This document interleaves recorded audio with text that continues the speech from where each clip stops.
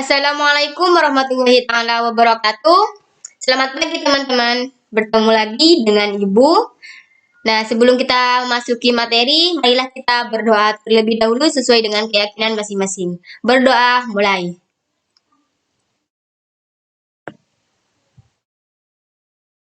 Berdoa selesai. Sebelum Ibu masuk ke materi, biarkan Ibu cek absen dulu ya. Dari absen yang pertama. Atas nama Safinatun Najah, apakah hadir? Hadir. Hadir ya. Terus yang kedua, Ibdaul hadir? Hadir. 3, Fitri hadir. Terus Amanda hadir ya. Edo hadir. Alhamdulillah ya, hadir semua. Nah, untuk pertemuan kali ini, Ibu akan membahas tentang materi yaitu dasar desain grafis. Untuk yang pertama, Ibu akan menjelaskan tentang pengertian dari dasar desain grafis tersebut. Nah, di sini yang dimaksud dengan grafis adalah bentuk komunikasi visual yang dirancang dengan menggunakan kombinasi koordinat titik-titik dan garis sebagai media untuk menyampaikan informasi secara efektif. Umumnya orang menyebut istilah grafis dengan gambar. Jadi yang dimaksud grafis itu seperti halnya dengan gambar. Grafis atau gambar dapat menjadi fungsional dan sebagai seni artistik dengan menginformasikan, menggambarkan keadaan atau kepentingan tertentu melalui rancangan, proses, dan hasil produksi yang dikenal dengan istilah desain grafis.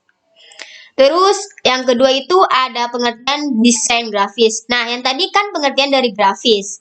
Yang kedua ini desain grafis. Desain grafis yaitu kegiatan kreatif untuk menciptakan karya yang fungsional dan estetis untuk sebagai jenis media yang proses komunikasinya tidak hanya mengandalkan teks. Justru cenderung lebih banyak menggunakan unsur visual. Nah, dari penjelasan yang Ibu sampaikan tadi, apakah dari teman-teman udah mengerti tentang pengertian desain grafis dan grafis? Bisa membedakan ya? Nah, baik. Kalau sudah bisa membedakan, akan saya jelaskan yang selanjutnya. Nah, di sini ada unsur-unsur desain grafis. Yang tadi kan pengertian dari desain grafisnya, di sini ada unsur-unsurnya. Untuk unsur-unsur tersebut diantaranya ada garis, ada ilustrasi, ada tipografi, terus ada warna, ada gelap terang, dan tekstur ruang. Nah, yang mana di sini pengertian dari grafis yaitu tanda untuk menghubungkan dua titik. Berbagai jenis garis muncul di mana-mana. Garis juga dapat digunakan untuk mengatur informasi, penekanan kata, dan lain sebagainya. Terus yang kedua itu pengertian dari ilustrasi. Ilustrasi yaitu merupakan unsur grafis yang sangat vital dan dapat disajikan mulai dari goresan atau titik sederhana sampai dengan kompleks. Ilustrasi berfungsi jadi fungsi dari ilustrasi sendiri yaitu menarik perhatian, merangsang minat pembaca terhadap keseluruhan pesan, memberikan eksplanasi atau pernyataan. Nah, di sini ada ilustrasi dapat dihasilkan melalui beberapa teknik, yaitu teknik dari gambar tangan atau hand drawing. Ilustrasi gambar tangan dibuat secara keseluruhan menggunakan tangan dengan memberikan ekspresi dan karakter tertentu untuk mendukung media komunikasi grafis yang dibuat seperti iklan, poster, baliho, dan sebagainya. Terus teknik yang kedua yaitu ada fotografi, yaitu berupa foto yang dihasilkan dengan teknik fotografi menggunakan kamera, baik manual maupun digital. Foto yang dihasilkan dengan kamera digital memungkinkan adanya pengolahan lebih lanjut. Dan yang selanjutnya itu ada unsur tipografi. Tipografi yaitu seni dalam merancang, menyusun, dan memodifikasi huruf. Terus ada warna. Warna yaitu layout dapat menyampaikan membuat gambar, menarik perhatian, dan mengidentifikasi objek. Ketika memilih warna untuk publikasi atau halaman web tentang apa yang ingin Anda lakukan dan ke warna apa yang cocok untuk tujuan yang kalian sukai. Warna dapat digunakan untuk sorot elemen penting dan utama seperti subhead, terus menarik mata, terus sinyal di mana pembaca untuk melihat terlebih dahulu.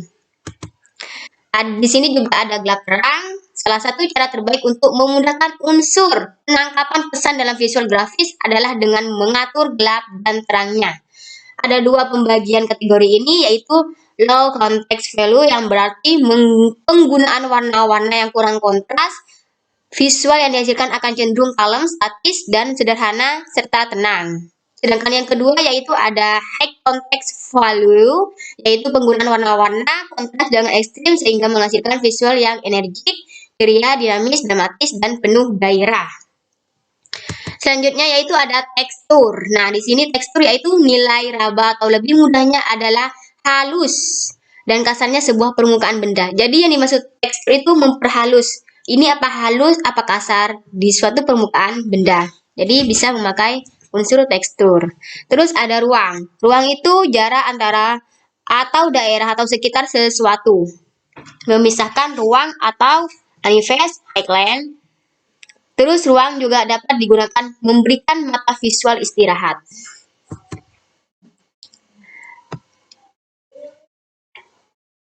Nah, dari teman-teman yang tadi unsur yang Ibu sudah jelaskan, apakah sudah memahami pengertian dari unsur satu-satu yang Ibu tadi jelaskan? Baik, kalau sudah paham, semua bisa Ibu lanjutkan ke slide berikutnya, ke materi selanjutnya. Hai semuanya, gimana tadi materi sebelumnya bersama dengan Ibu Agustin? Nah, di sini kita akan melanjutkan dengan Ibu Safina ya. Kita akan bicara tentang peralatan desain grafis. Nah, apa sih yang kalian ketahuin tentang peralatan desain grafis itu? Atau peralatan apa aja sih yang biasanya dipakai di dalam pelajaran desain grafis? Ada yang bisa menjawab atau bisa menyampaikan apa saja sih peralatan itu? Baik, kalau tidak ada, kita lanjutkan ya. Untuk peralatan utama yang digunakan dalam desain grafis itu adalah pikiran. Contohnya, ketika kita berimajinasi tentang sesuatu hal yang berhubungan dengan desain grafis, itu kan kita kayak udah memunculkan ide gitu kan. Tinggal gimana kita caranya mengimplementasikan. Nah, peralatan yang kedua di sini itu ada teknologi. Sebuah desain grafis yang baik membutuhkan kreativitas. Nah, selain kita memiliki pikiran yang bagus, ide-ide yang bagus, kita juga perlu memiliki teknologi yang mendukung. Kalau cuma kita memiliki pikiran saja, itu kan tidak akan terimplementasi secara bagus apabila tidak ada teknologi yang mendukung untuk kita membuat desain tersebut seperti itu. Selanjutnya, pada pertengahan tahun 1980, kedatangan desktop publishing serta pengenalan sejumlah aplikasi perangkat lunak grafis memperkenalkan satu generasi desainer pada manipulasi image dengan komputer dan penciptaan image 3D yang sebelumnya adalah merupakan kerja yang susah payah. Desain grafis dengan komputer memungkinkan perancang untuk melihat hasil dari tata letak atau perubahan tipografi dengan seketika tanpa menggunakan tinta atau pena, atau untuk mensimulasikan efek dari media tradisional tanpa perlu menutup banyak ruang. Nah, desktop publishing itu apa sih? Desktop publishing itu maksudnya adalah salah satu teknologi yang membantu dalam sebuah desain grafis seperti itu. Untuk contoh software dari desain grafis sendiri itu ada Adobe Photoshop, Adobe Illustrator, dan Adobe InDesign. Nah, untuk materi yang pada hari ini cukup itu saja dari Ibu. Mungkin dari kalian ada yang mau ditanyakan? tentang entah itu pengertian desain grafis yang mungkin kalian belum mengerti maksudnya, atau tentang software ini tuh gimana sih, apa aja fitur-fiturnya di dalamnya, seperti itu. Ya, silakan bisa sampaikan pertanyaannya langsung ke Ibu ya. Baik, kalau tidak ada pertanyaan, Ibu akan memberikan tugas kepada kalian. Tugas ini bersifat individu. Kalian bisa menggambar, entah itu di software yang tadi Ibu sampaikan ataupun di kertas. Silahkan gambar sebuah gambar di mana di situ ada unsur-unsur desain grafis. Unsur-unsur yang tadi telah dijelaskan oleh Ibu Agustin. Seperti itu. Lalu kumpulkan kepada Ibu. Untuk sifat gambarnya cukup sketsa saja, sketsa gambar mati seperti itu. Apabila nanti ada sesuatu yang mungkin kalian tidak paham, saya nggak paham nih kalau mau membuat gambarnya di aplikasi. Nah, kalian bisa nanti tanyakan ke Ibu langsung, atau Bu, bisa nggak sih kita di tugas ini saya pakai satu unsur saja gitu. Terserah ya. Kalian kalau mau tanya-tanya apapun tentang desain grafis, nanti bisa tanya ke Ibu Agustin ataupun saya, seperti itu. Baik. Mungkin ada yang bisa menyampaikan kesimpulan dari materi yang kita pelajarin tadi. Ya. Terima kasih untuk kesimpulannya. Mungkin untuk materi desain grafis cukup sampai di sini ya. Selanjutnya, di pertemuan berikutnya kita akan belajar mengimplementasikan apa yang kalian pahami di materi saat sekarang ini dengan salah satu software desain grafis. Baik, cukup sekian ya pertemuan kali ini. Wassalamualaikum warahmatullahi wabarakatuh.